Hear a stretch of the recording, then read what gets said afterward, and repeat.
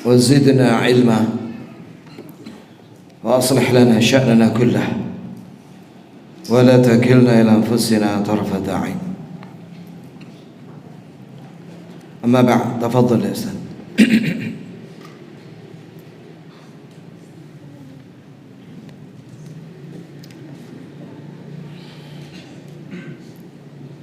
Bismillahirrahmanirrahim. Alhamdulillah wassalatu wassalamu ala Rasulillah. Allahumma ighfir lana wa li masyayikhina wa li jami'il hadirina. Amin. Qala al-mu'allif hafidhahu ta'ala. Sabaqa anna Allah yab'atsu al-khalqa yawm al-qiyamah lil jazaa'i 'ala al-hasanati was-sayyi'at bin-nisbati li bani Adam wa lil qisasi bin-nisbati aidan li bani Adam wa lil baha'im. Al-baha'imu tub'atsu lil qisasi faqat. Banu Adam yub'atsuna lil jazaa'i wa lil qisasi fima bainahum. Qauluhu wal imanu bil qisasi yawm al-qiyamah bainal khalqi kullihim bani Adam was-sibai wa lil bahaim. Kulluha tub'atsu lil qisas. Amal bahaimu fa innaha idza tussa bi ba'diha min ba'd yunha amruha fatakunu turaba. Wa amma banu Adam fa 'ala fariqain, fariqun fil jannah wa fariqun fis sa'ir. Wala yamutuna ba'da dzalika abada khaliduna mukhalladuna imma fi jannatin wa imma fi narin. Baik. Sudah dijelaskan pada bab sebelumnya, Allah Azza wa Jalla akan membangkitkan seluruh makhluk pada hari kebangkitan untuk dibalas atas pahala amal saleh maupun dosa. Itu bagi anak Adam. Begitu pula kisos pada hari kiamat.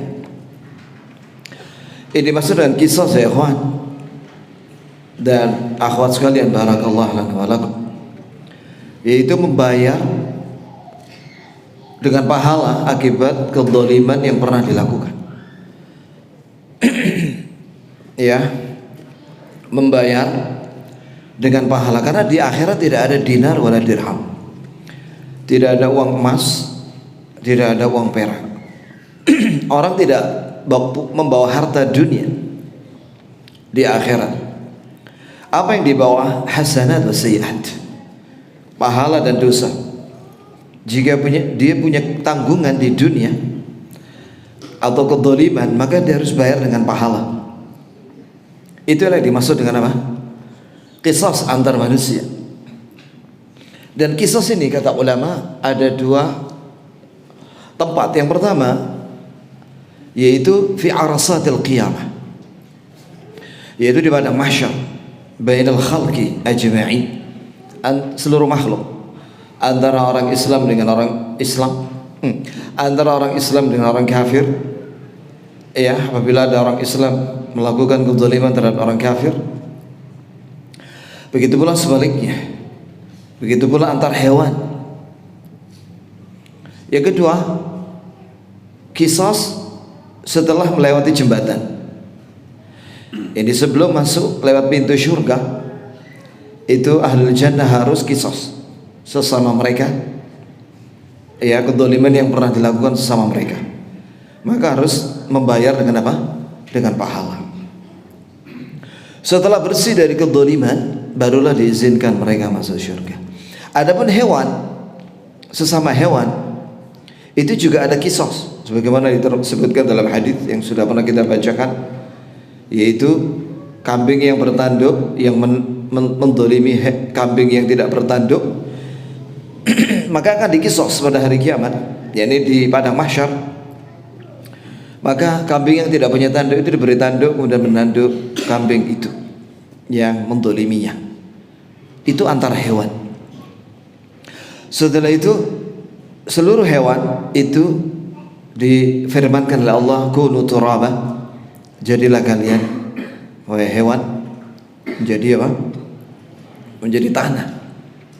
Sedangkan Bani Adam itu diqisas dan juga dibalas.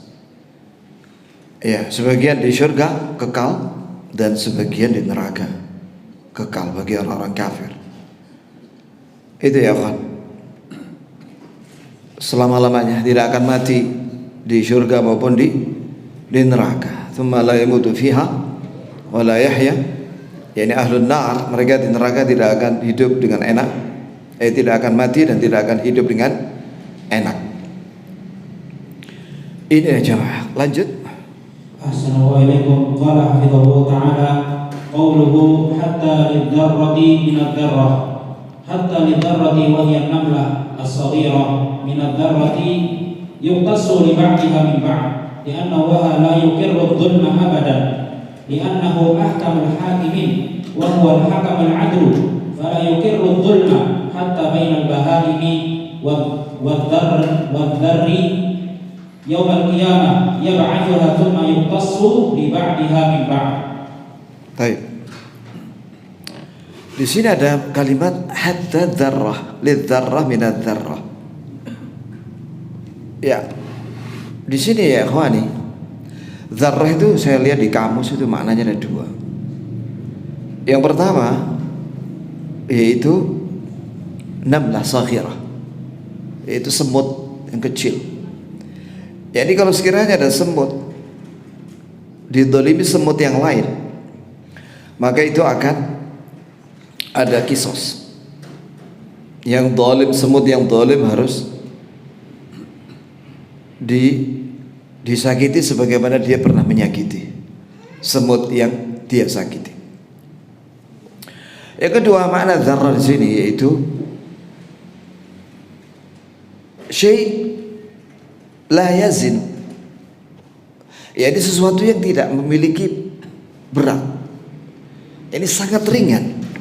Artinya apa? Yani kalau misalnya ada orang melakukan kedzaliman walaupun sekecil apapun, itu dia harus bayar dengan pahala. Ya seberat dzarrah juga. Itu maksudnya ya, itulah makna dzarrah. Jadi sekiranya kedzaliman itu sekecil dzarrah, dia harus dikisos, ya, dia harus bayar dengan pahala. Apalagi lebih gede daripada dzarrah. Sebab Allah Azza wa Jalla adalah hakim yang paling hikmah dan yang paling adil. Allah Azza wa Jalla tidak membiarkan kedzaliman sedikit pun, hatta di antara hewan, dan juga hewan yang paling kecil sekalipun pada hari kiamat dibangkitkan untuk dikisos untuk hewan, tapi mereka setelah itu dimatikan oleh Allah Azza wa Jalla. Lanjut. Ahsanallahu ilaikum. Qala hafizallah wa amma al-mu'minuna fa awwalu ma yuqda bainahum yawm al-qiyamah fi ad-dima' min huquqin nas wa yuqtasu li ba'dihim min ba'din ba'dama yatajawazuna as-sirata wa qabla an yadkhulul jannah yuqafuna wa yuqtasu li ba'dihim min ba'd fa idza hudhibu wa nuqu udhina lahum bi dukhulil jannah li'annahu la yadkhulul jannata ahadun wa 'alaihi madlamatun abada li'anna al-jannata darut tayyibin wa la yadkhuluha illa at-tayyibun alladhina laysa 'alaihim hisabun wala tab'atun li ahadin wala dhunubun hatta al-mu'min al-'asi yu'adzibu fi an-nari biqadri ma'siyatihi aw anna Allah ya'fu 'anhu bi masyiatihi. Qala ta'ala inna Allah la yaghfiru an yushraka bihi wa yaghfiru ma duna dhalika liman yasha. In syaa'a ghafara lahu wa in syaa'a 'adzabahu biqadri dhunubihi hatta yumahisahu wa yukhallisahu min adh-dhunub thumma yudkhiluhu al-jannah fala yadkhulul jannata illa ahadun naqiyyun imma bil qisas wa imma bit ta'dib. Kemudian ada orang-orang yang beriman, ini orang-orang Islam, maka mereka akan diputuskan, ya, kedzaliman di antara mereka pada hari kiamat. Dan yang pertama kali akan diputuskan, ya, disidang dan diputuskan adalah tentang persoalan darah, yaitu pembunuhan dan juga hak-hak yang lainnya. Maka akan dikisos setelah mereka, ini orang-orang Islam itu melewati jembatan. Ini setelah melewati jembatan, nah itu disitulah sebelum mereka memasuki pintu surga, ya, maka mereka disuruh berhenti di situ dan dikisos satu sama lain, ya. yang pernah berbuat zalim dengan orang Islam, dia harus bayar dengan pahala. Begitu pula dia yang didolimi oleh orang Islam yang lainnya, dia akan dapat pahala. Begitulah yang dimaksud dengan apa? Qisas. Apabila mereka sudah bersih dari dosa dan kezaliman, maka diizinkanlah mereka masuk surga. Sebab tidak mungkin seorang masuk surga apabila dia masih memiliki kezaliman, walaupun satu. Iya, sebab surga itu tempatnya thayyibin wa thayyibat. Itu tempatnya orang-orang yang baik, amalnya baik 100%, dan sudah tidak ada lagi dosa dan kezaliman. Tidak akan masuk surga kecuali thayyibun, orang-orang yang baik, amalnya amal soleh saja, ya. Dan mereka apalagi tidak ada hisab, karena tidak ada yang dihisab dari dosa-dosanya, sudah langsung dipersilakan masuk surga. Itu ya akhwan. Dan itu sudah pernah kita jelaskan tentang ciri-ciri orang-orang yang masuk surga tanpa hisab, tanpa siksa. Allahumma ja'alna minhum fi afiyah, amin ya rabbal alamin. Iya. Dan tidak ada dosa. Di sini ya akhwani menunjukkan betapa pentingnya kita memahami mukaffiratudz dzunub. Hal-hal yang penghapus dosa itu banyak ya kan. Ada 260 amalan penghapus dosa. Ada satu buku itu khusus, ya, a'mal atau asbab takfirudz dzunub. Amalan-amalan yang apabila diamalkan seorang itu akan diampuni dosa-dosanya. Itu ya kawan, ada 260 amal. Salah satunya pasti taubat, tauhid. Itu udah pasti. Ya. Akidahnya bersih, Islami. Ya. Tidak ada TBCS. Tidak ada takhayul, bid'ah, khurafat, syirik. Tidak ada itu. Harus bersih dari TBCS itu ya. Dan dari keyakinan-keyakinan yang menyesatkan. Nah, bagaimana kalau ada orang Islam, dia punya maksiat? Iya, dia sudah lolos dari jembatan itu, sudah selamat dia. Atau nyemplung dia disiksa karena dosanya banyak, atau dosanya lebih banyak daripada amal solehnya. Maka dia ada dua, disebutkan oleh Syekh Shalih Al-Fauzan. Di sini ada dua kondisinya. Yakni ashabul kabair, orang-orang yang melakukan dosa besar dari umat Islam. Ya, itu ada dua kondisinya pada hari kiamat. Yang pertama, dia dibersihkan terlebih dahulu di neraka dari dosa-dosanya itu. Ya, sampai bersih baru dia diangkat dari neraka dan dimasukkan surga. Yang kedua, dia diampuni oleh Allah Azza wa Jalla. Ya, sehingga tidak masuk neraka, dimaafkan oleh Allah. Padahal dia ada dosa. Dalilnya mana? Ini dia surat An-Nisa, ada 2 ayat dalam Al-Qur'an. Di sini dibawakan satu saja, ayat 48.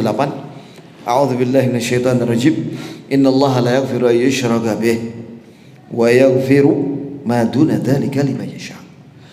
Artinya, sungguh Allah tidak akan mengampuni orang yang berbuat syirik, yakni mati dalam keadaan membuat dosa syirik besar, maka tidak akan diampuni selamanya, masuk neraka dia selamanya. Kalau syirik kecil tidak sama dengan dosa syirik besar, cuman dia pasti disiksa. Itu kata ulama. Mengapa? Dalilnya ini dia. Ya, Allah tidak mengecualikan satupun syirik, termasuk yang kecil. Cuman bedanya kalau yang besar kekal, kalau yang syirik kecil tidak kekal. Begitu ya jemaah. Dan juga karena ada hadis-hadis tentang bahaya orang-orang riya itu dan sum'ah. Allah akan hinakan orang-orang yang riya pada hari kiamat. Idhabu ila man kuntum tura'una fid dunya hal tajiduna indahum jaza. Pergilah kalian wahai orang-orang riya di dunia, yang riya amalnya ingin dipuji manusia. Cari pahala kepada orang-orang yang kalian ingin pujian. Apakah kalian mendapati pahala pada mereka? Jawabannya tidak ada. Ya. Siapa yang berbuat riya di dunia, Allah akan hinakan dia. Man ra'an nas ra'ahu Allah yaumil qiyamah. Siapa yang riya di dunia, Allah akan hinakan dia di hadapan manusia. Bahwa fulan riya. Wa man samma an-nas samma Allahu yaumil qiyamah. Barang siapa yang sum'ah itu beramal ingin didengar orang untuk dipuji orang, maka Allah akan hinakan bahwa dia di dunia sum'ah, beramal ingin dipuji manusia, ingin didengar dan dipuji oleh manusia, dihinakan oleh Allah, dibalas oleh Allah. Itulah bahaya dosa syirik. Selain syirik, Allah Ta'ala menyatakan di sini wa yaghfiru ma duna dzalika liman yasha. Dan Allah akan mengampuni dosa di bawah syirik bagi yang Allah kehendaki. Berarti ada yang dikehendaki untuk diampuni, jadi dia tidak dimasukkan neraka. Tapi jika ada lagi yang dikehendaki untuk disiksa, ini dibersihkan dulu. Maka ini jadi peringatan buat kita ya kawan, bahwa kita harus menyelesaikan dosa-dosa dan kezaliman di dunia. Jangan dibawa mati. Jangan mengatakan urusannya nanti aja itu. Dosa-dosa lu berat ya kawan. Ya mumpung masih di dunia, masih ada harapan untuk minta ampun dan diterima diterima tobatnya, maka segera tobat. Setiap hari tobat, minta ampun sama Allah. Ya. Kata Nabi sallallahu alaihi wasallam, "Man qala astaghfirullah alladzi la ilaha illa huwal hayyul qayyum wa atubu ilaih, huttat khatayahu wa in kana farra min az-zahf." Hadis ini disahihkan oleh Syekh Al-Albani rahimahullah.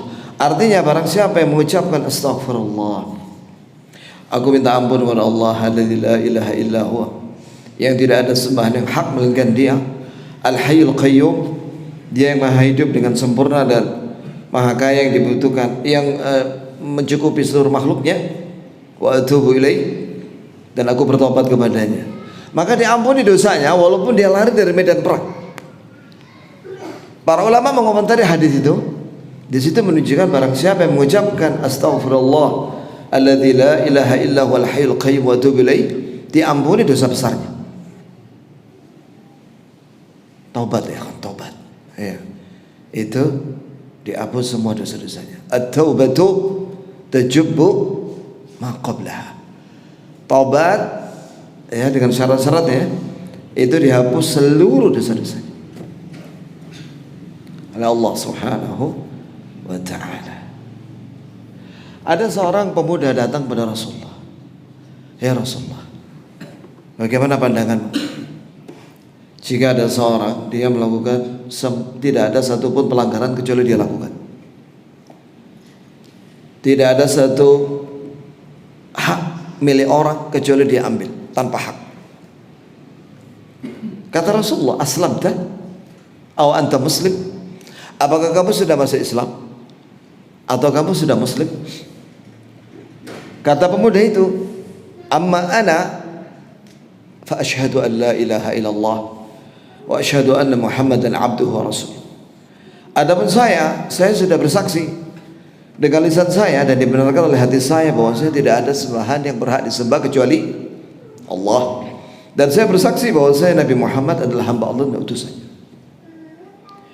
Maka Nabi SAW bersabda, idhab qad ghafara Allahu laka kullaha, pergilah kamu, semua dosamu sudah diampuni oleh Allah. Maka pemuda ini belum puas dan dia berkata lagi, wa ghadarati, bagaimana dengan pengkhianatanku ya Rasulullah, wa fajarati, dan semua kedurhakaanku ya Rasulullah. Kata Rasulullah, wa ghadaratuka wa fajaratuka, semua pengkhianatanmu dan kedurhakaanmu sudah diampuni oleh Allah. semuanya. Ya, termasuk dulu pernah dia mengambil hak orang, haknya orang. Berarti dia mantan perampok, mantan penjahat, begal. Karena dia ngambil haknya orang, hartanya orang. Kata Rasulullah, itu semua sudah diampuni. Sampai 3 kali anak muda ini tanya, wa fajarati wa qadarati ya Rasulullah. Itu semua sudah diampuni kata Rasulullah. Allahu Akbar, Allahu Akbar, Allahu Akbar. Maka pemuda ini pergi sambil takbir, sampai kata rawi hadis itu, sampai kami tidak melihatnya lagi. Allahu Akbar. Ucapkan ya ikhwan 2 kalimat syahadat ya ikhwan, sebagaimana pemuda itu dengan niat taubat, asyhadu an la ilaha illallah wa asyhadu anna Muhammadan abduhu wa rasuluh. Ya, dan kita husnudzan sama Allah. Kita jangan lihat kondisi kita, tapi lihat yang ada pada Allah Azza wa Jalla. Berdasarkan hadis itu diampuni semuanya. Kita husnudzan bahwa kita diampuni oleh Allah semua dosa. Antum berapa kali mengucapkan 2 kalimat syahadat dalam sehari semalam? Tahiyat awal akhir, tasyahud awal akhir, menjawab azan, selesai wudu. Ya kan? Alhamdulillah. Renungkan dari situ. Oh, Allah telah mengampuni dosa-dosa semuanya. Gitu ya kawan. Ya, jadi ada sebagian orang Islam yang dosanya banyak, lebih banyak daripada amal solehnya, dan qadarullah dia harus dibersihkan. Ya, dia harus dibersihkan dosa-dosanya itu, sehingga dia harus masuk neraka supaya bersih dari dosa. Setelah itu Allah keluarkan dia dari neraka dan dimasukkan dalam syurga. Ya, sehingga tidak mungkin seorang bisa masuk syurga kecuali bersih dari dosa dan sudah dikisos, yakni dia sudah bayar kezaliman dengan pahala, atau dia sudah disiksa di neraka. Oh ya, mengenai keutamaan 2 kalimat syahadat itu ya kawan, itu ada hadis yang menguatkan keutamaan 2 kalimat syahadat itu. Itu yu'ta bi rajulin min ummati yaumal qiyamah, akan dihadirkan seorang dari umatku pada hari kiamat. Fa insyar lahu 99 sijallan ay minal khataya. Maka didatangkanlah kepada dia 99 lembar catatan dosa. Ya, kullu sijillin maddal basar. Satu lembarnya itu sejauh mata memandang. Sejauh mata memandang kalau di siang hari ya sampai matahari atau di baliknya matahari. Kalau di malam hari sejauh mata memandang sampai bintang. Kalau dengan mata biasa tanpa teleskop ya. Nah itu jumlahnya 99 lembar dan semuanya isinya dosa. Maka dikatakan kepada orang ini, "Atungkir hadza ya abdi? Apakah kamu mengingkari dosa-dosamu ini?" La ya, aku tidak mengingkari. Setelah itu Allah bertanya, "Alaka hasanah? Apakah kamu punya pahala?" Maka dia bilang, "La ya." Dia sudah takut sudah dia. Tidak ada ya.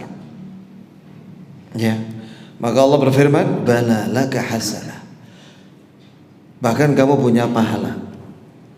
Fa ukhrija lahu bitaqah. Maka dikeluarkan satu lembar kecil, fiha asyhadu an la ilaha illallah wa asyhadu anna Muhammadan abduhu wa rasul. Di dalam lembar kecil itu ada tulisan 2 kalimat syahadat. Ya, maka hamba itu berkata, "Aina hadhil bitaqah ma'adil sijillat?" Bagaimana nanti jika ditimbang ini satu lembar kecil dengan 99 lembar yang banyak? Maka Allah menjawab, "Innaka latudlam al-yawm." Kau tidak akan didolimi pada hari ini. Ditimbang. Dia punya kartu kecil itu dengan 99 lembar. Fatudha al-bitaqa fi kiffah was sijillat fi kiffah. Maka satu lembar kecil yang ada dua kalimat syahadat itu diletakkan di neraca timbangan, ditimbang dengan 99 lembar catatan dosa. Fatashat as-sijillat. Ternyata yang 99 lembar itu naik ke atas. Wa thaqulatil bitaqah. Satu lembar kecil itu lebih berat daripada 99 itu. La yuthqil ma'asmillahi syai'. Tidak ada yang bisa mengalahkan beratnya nama Allah dalam zikir. Ya, ini di situ kan zikir apa? Dua kalimat syahadat kan ada nama Allah di situ. Asyhadu an la ilaha illallah, asyhadu anna Muhammadar Rasulullah, atau asyhadu anna Muhammadan abduhu wa rasuluh.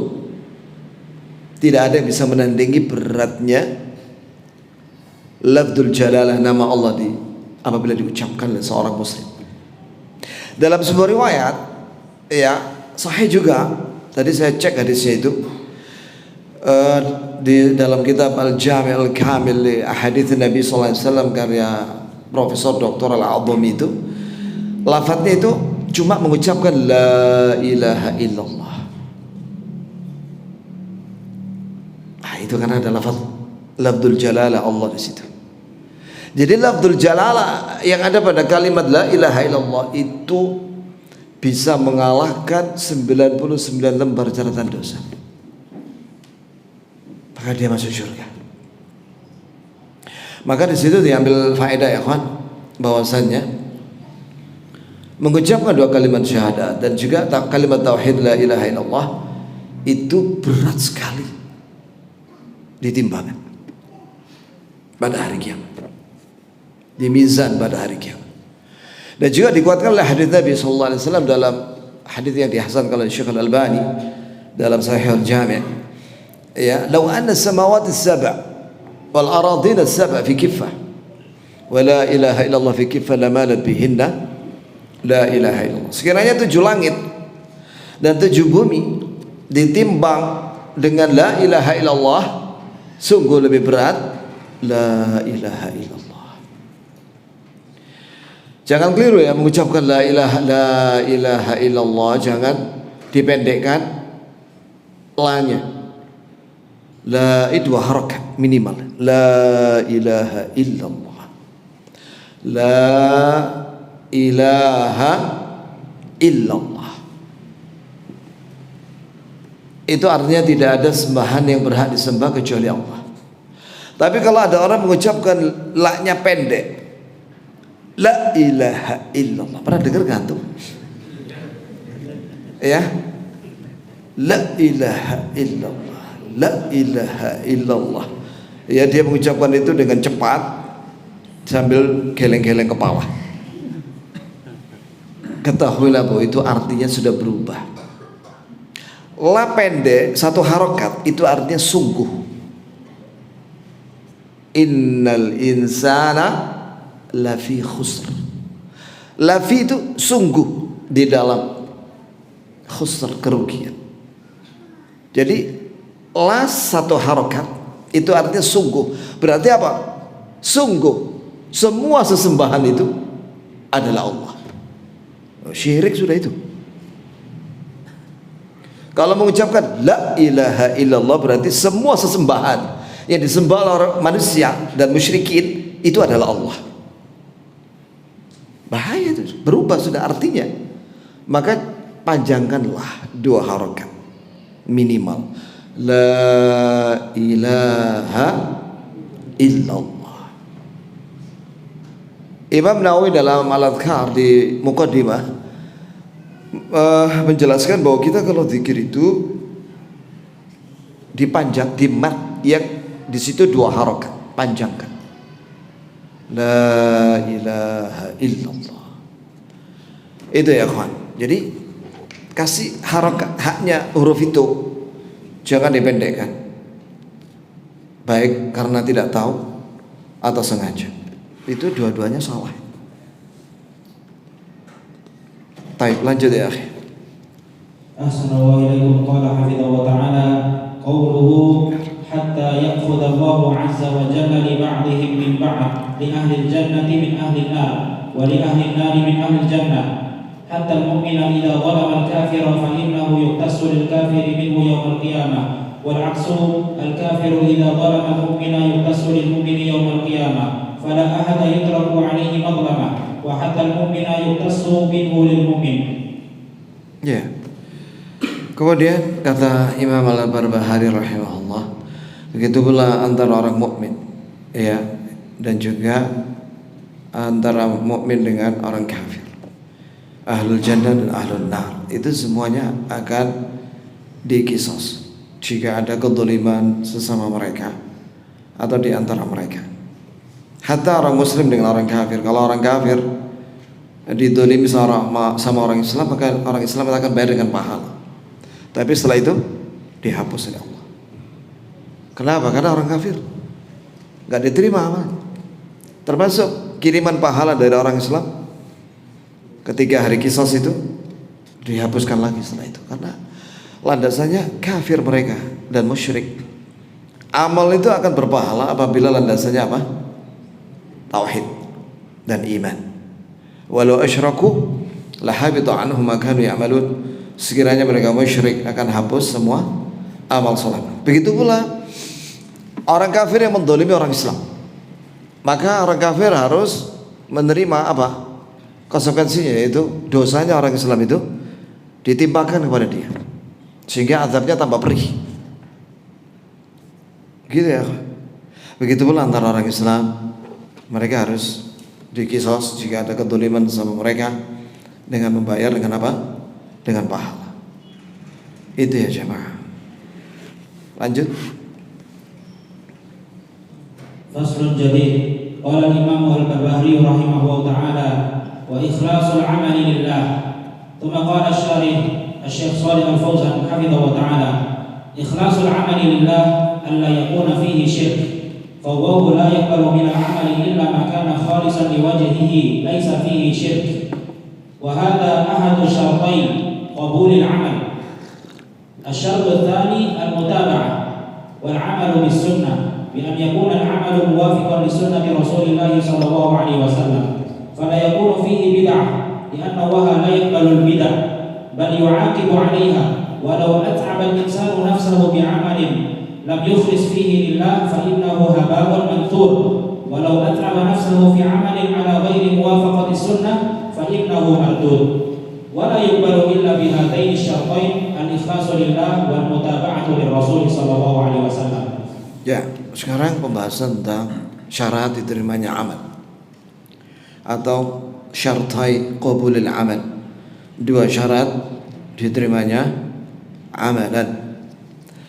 Itu kata penulis, yaitu Imam Al-Barbahari di sini rahimahullah, ikhlasul amali lillah, dan memurnikan amal untuk Allah, yakni untuk mengharapkan ridha Allah dan ganjaran di sisi Allah semata. Ini tidak boleh ada syirik. Syirik itu lawan daripada ikhlas. Kalau ikhlas itu sarful ibadah lillah, itu menyerahkan semua ibadah hanya untuk Allah. Sedangkan syirik sebaliknya, sarful ibadah li ghairillah. Itu niatnya dalam ibadah itu untuk selain Allah. Dan Allah tidak akan menerima amalan kecuali murni untuk mengharapkan ridha wajah Allah azza wa jalla. Iya, tidak ada syirik di dalamnya. Itu mana dalilnya? Dalilnya Nabi SAW pernah bersabda, innamal a'malu binniyat wa innamal likulli imri'in ma nawa. Faman kanat hijratuhu lid-dunya ila Allah wa rasulih fa hijratuhu ila Allah wa rasulih.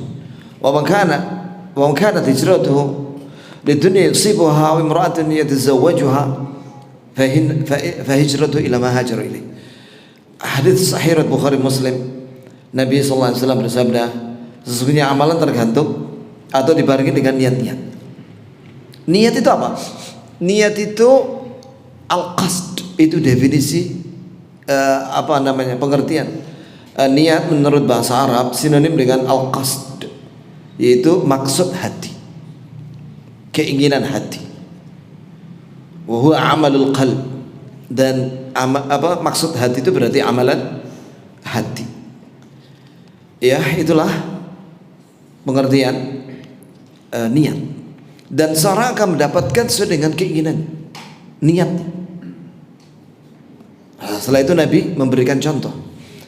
Barang siapa yang hijrahnya, ini hijrah waktu itu dari Mekah ke Madinah, karena Allah, yaitu mengharapkan ridha Allah dan mengikuti petunjuk perintah Nabi-Nya, maka hijrahnya diterima.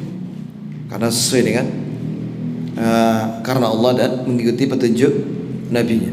Tapi barang siapa yang hijrahnya dari Mekah ke Madinah dalam rangka untuk niatnya untuk mengharapkan dunia atau ingin menikahi seorang wanita, maka ya sesuai dengan niat itu ya. Dan juga Nabi kita Muhammad SAW bersabda dalam hadis qudsi, Allah Ta'ala berfirman, ana aghna syuraka 'anil syirk, man 'amila 'amalan asyraka ma'i fi ghairi taraktuhu syirkah. Aku tidak butuh dengan tandingan-tandingan. Barang siapa yang beramal suatu amalan dan dia menyekutukan aku dengan yang lainnya, ya, maka taraktuhu, aku tinggalkan. Hu itu bisa maknanya kembali kepada amal atau kembali kepada orang itu. Aku tinggalkan dia atau aku tinggalkan amalnya. Wa syirkah, dan kesyirikannya. Berarti aku tinggalkan dia dan amalan dia yang syirik itu. Allah nggak terima ya kawan, kecuali murni ya untuk Allah Azza wa Jalla semata, wahdahu la syarikalah. Yang kedua, syaratnya adalah mutaba'ah, yaitu mengikuti petunjuk Nabi Muhammad SAW, yaitu mengamalkan sunnah. Ini sesuai dengan sunnah Rasulullah, tidak boleh bid'ah. Ya, sunnah itu kullu ma udhifa ila Nabi SAW min qawlin aw fi'lin aw taqririn aw sifati khalqiyyin aw khuluqiyyin. Sunnah itu maknanya apa saja yang disandarkan kepada Nabi SAW, baik berupa ucapan beliau atau perbuatannya atau persetujuannya atau sifat daripada bentuk tubuhnya maupun akhlaknya. Itulah pengertian sunnah. Jadi sunnah di sini bukan maksudnya kalau dikerjakan dapat pahala, jika ditinggalkan tidak berdosa. Bukan itu. Itu sunnah menurut ahli fikih. Di sini sunnah maksudnya menurut ahli hadis dan ahli tauhid, yaitu apa saja yang disandarkan kepada Nabi SAW. Adapun bid'ah, ya, lawan daripada sunnah. Kalau sunnah itu dari Nabi, kalau bid'ah bukan dari Nabi. Yang dikarang-karang oleh manusia, ya, yang dengan karangan-karangan itu dia ingin cari pahala, ya, itulah yang namanya bid'ah ya kawan. Man amila amalan laisa alaihi amruna fahuwa raddun. Barang siapa yang beramal suatu amalan yang tidak ada perintah dari kami, maka amalan itu apa? Tertolak. Dan ketahuilah ya kawan bahwa bid'ah itu semuanya sesat. Yang bilang siapa? Nabi Muhammad SAW. Kullu bid'ah dhalalah wa kullu dhalalah finnar. Semua bid'ah itu sesat dan semua sesat tempatnya di mana? Neraka. Nah, kata ulama usuliyin, usul fikih, bahwasanya bid'ah itu yang sesat itu ada dua macam. Yang pertama, bid'ah dhalalah hakikiyah. Itu bid'ah yang sesat secara hakiki. Maksudnya apa? Ini sama sekali gak ada dalil dari Al-Quran dan Sunnah. Seperti keyakinan misalnya ada orang Ahmadiyah yang mengatakan bahwa Mirza Ghulam Ahmad itu Nabi. Itu gak ada dalil, wala Quran wala hadis. Orang India itu yang dari India ya, Al-Hindi, Mirza Ghulam Ahmad Al-Qadiani dari kota Qadian, Al-Hindi. Dia dari India, ya, yang ngaku dirinya awalnya sebagai Imam Mahdi, kemudian meningkat menjadi Nabi. Itu nggak ada dalilnya, sama sekali nggak ada, sama sekali nggak ada dalil. Nah itu bid'ah dhalalah hakikiyah. Seperti juga orang Syiah mengatakan bahwa seharusnya malaikat Jibril itu keliru menyampaikan wahyu, harusnya kepada Ali bukan kepada Nabi Muhammad. Ini nggak pakai dalil mereka, ngawur. Ya, pokoknya nggak ada dalil sama sekali, nggak ada dalil sama sekali. Itu namanya bid'ah dhalalah hakikiyah. Yang kedua bid'ah dhalalah idhofiyah. Itu bid'ah yang sesat idhofiyah. Idhofiyah itu ada dalilnya secara asal usul, tapi dari caranya nggak ada dalil, dari bilangannya nggak ada dalil, dari penentuan waktu dan tempat nggak ada dalil. Ya, contohnya misalnya salawat. Salawat itu ada dalilnya. Inna Allah wa malaikatahu yusalluna 'alan nabi ya ayyuhalladzina amanu sallu 'alaihi wa sallimu taslima. Itu dalilnya. Sungguh Allah memuji Nabi dan malaikat mendoakan Nabi. Ya. Wahai orang-orang yang beriman, ucapkanlah salawat dan salam untuk Nabi. Allahumma salli wa sallim ala nabiyina Muhammad. Maka Nabi SAW mengajarkan bagaimana salawat yang benar.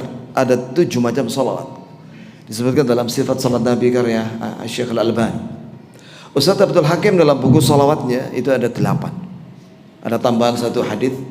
Jadi total ada 8 macam salawat. Kemudian sekarang ada orang ngarang-ngarang salawat, memodifikasi salawat. Ada salawat asyril, ya, asyril dzalimin bi dzalimin. Itu pernah dengar itu ya kan? Nah, sudah itu ya. Kemudian ada lagi salawat nariyah. Allahumma salli salatan wa sallim salaman ala nabi alladhi tunji bihi al-uqad, dan seterusnya. Ya. Kemudian salawat apa lagi? Jibril. Ya. Ada lagi salawat macam-macam salawat. Adzan ya, adzan dulu ya kan, baru kita sampaikan lagi modifikasi salawat bid'ah.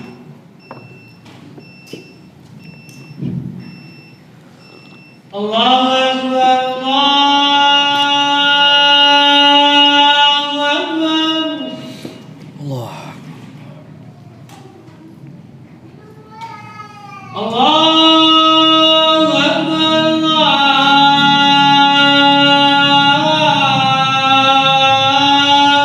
Akbar.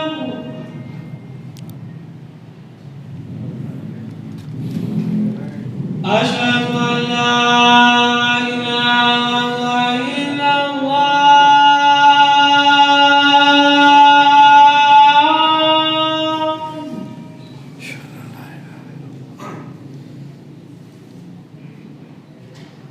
Asyhadu an la ilaha illallah.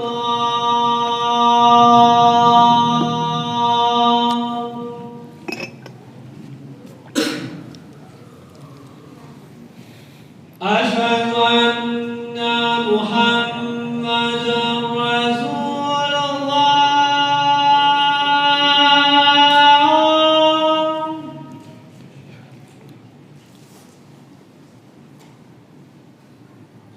Asyhadu anna Muhammadan Rasulullah.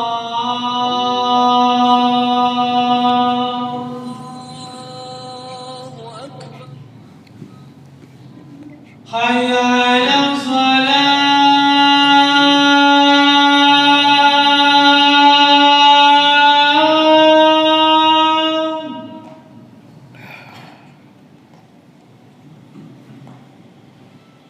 Hayya 'alas salah.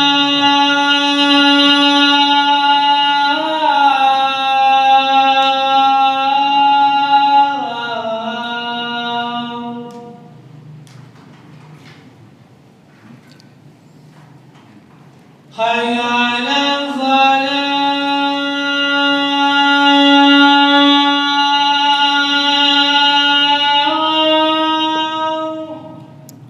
haula wala quwwata illa billah. Hayya 'alal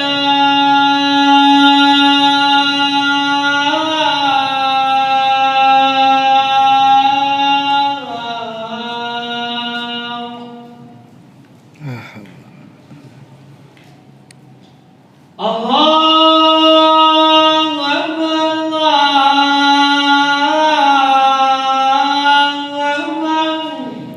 Allahu Akbar. La ilaha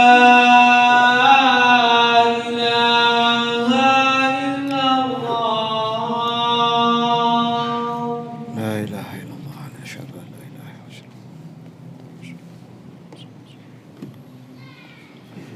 Dan juga modifikasi salawat yang lain, ada salawat Badar, ada salawat Banjariyah, ada salawat Habasyiyah. Oh, banyak sekali salawat itu ya. Dan dilagu-lagukan, ada yang pakai musik dan joget-joget. Maka mereka memodifikasi itulah bid'ah. Dan juga dengan cara pakai musik dan joget-joget itu semua bid'ah ya. Kenapa? Karena caranya tidak diajarkan oleh Nabi. Ngarang-ngarang sendiri.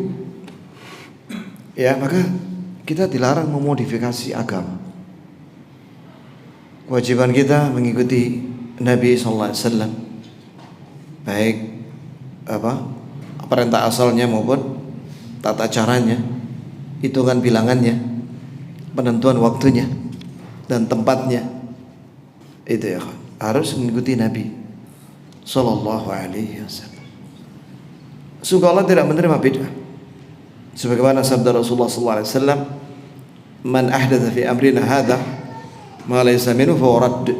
Siapa yang mengada-ngada dalam urusan agama ini yang bukan dari Islam, maka yang dikarang-karang itu ditolak Allah. Bahkan Allah akan menghukum. Iya, menghukum. Diancam neraka. Kullu dhalalah, kullu bid'ah dhalalah, kullu dhalalah finnar. Nabi itu yang bilang ya. Semua bid'ah itu sesat dan semua sesat tempatnya di neraka. Sekiranya seorang bersusah payah dengan satu amalan tapi tidak ikhlas, maka itu sia-sia. Wallah, sia-sia. Begitu pula barang siapa yang bersusah payah dalam sebuah amalan yang tidak sesuai dengan sunnah, itu juga tertolak, tidak akan diterima kecuali dengan dua syarat ini, yaitu ikhlas karena Allah Azza wa Jalla dan mengikuti Rasulullah sallallahu alaihi wasallam. Ini ada pertanyaan ya ikhwan, bagaimana cara bertaubat dari kesyirikan dan bid'ah? Iya, karena umumnya yang melakukannya merasa benar, bahkan menganggapnya sebagai sesuatu bentuk ibadah. Ini pertanyaan penting ya kawan. Iya. Maka ada sebuah ayat yang berbunyi begini ya kawan. Falamma zaghu azaghallahu qulubahum. Apa tafsirnya ayat ini? Syekh Ibnu Utsaimin menjelaskan tafsirnya. Ketika mereka menyimpang keyakinannya yang ada dalam hatinya, ya, menyimpang karena dia tidak mau belajar akidah yang benar, maka Allah sesatkan dia. Maka orang-orang yang hatinya, keyakinannya menyimpang, maka la budda an yudhil, harus disesatkan dia. Itu akibat buruknya. Maka jika ingin diberi hidayah, sebaliknya kalau ingin dapat hidayah, maka harus membersihkan hati dari syirik. Ya, gimana? Ya belajar.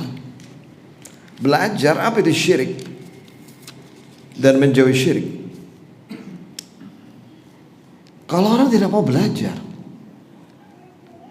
kapan dia bisa tobat? Sedangkan dia tidak tahu mana yang tauhid, mana syirik, mana sunnah, mana bid'ah. Yang kedua, berdoa kepada Allah Azza wa Jalla agar supaya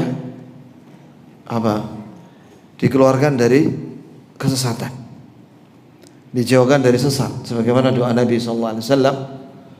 Kalau kita setiap hari baca ihdinas siratal mustaqim itu sudah pasti ya kan? Dan juga Nabi ketika doa istiftah, ihdini lima ikhtulifa fihi minal haqqi biidnik innaka tahdi man tasha' ila siratal mustaqim. Itu Nabi baca ketika salat malam waktu doa istiftah.